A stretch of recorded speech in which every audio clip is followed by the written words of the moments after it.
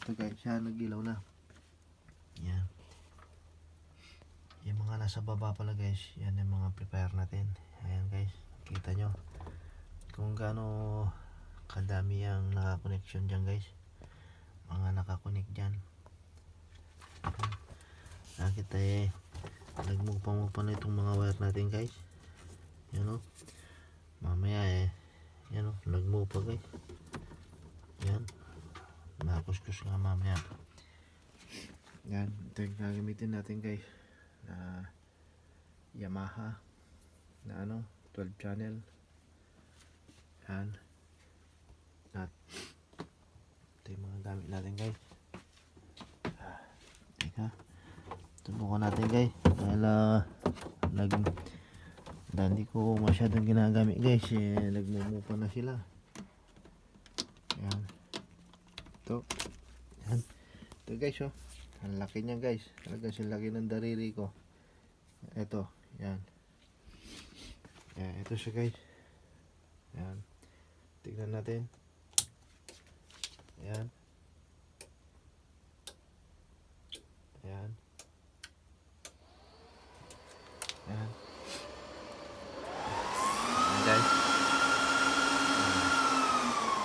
Ito guys, mga mga class D na amplifier.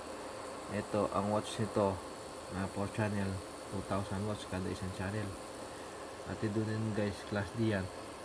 Yan. Ang watts yun guys, 1650. At ito rin guys, na class D din na amplifier na 4 channel din yan. Yan.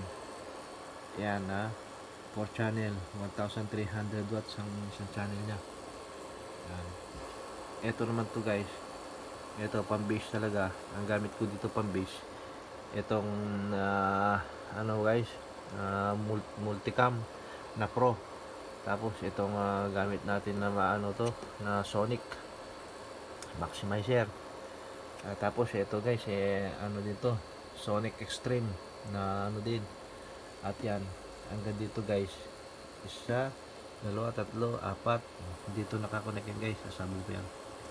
At ito naman guys, ang mid natin, ito guys, 2, 1, 2. Yan. Ito dalawang ito guys, sa mid. Yan. At itong equalizer guys. Yan. Ito naman high natin guys. Ang high, itong 2. Yan lang. Wala pa siyang close, wala pa siyang wala pang equalizer. Kaya yan. Pinapainit ko lang guys.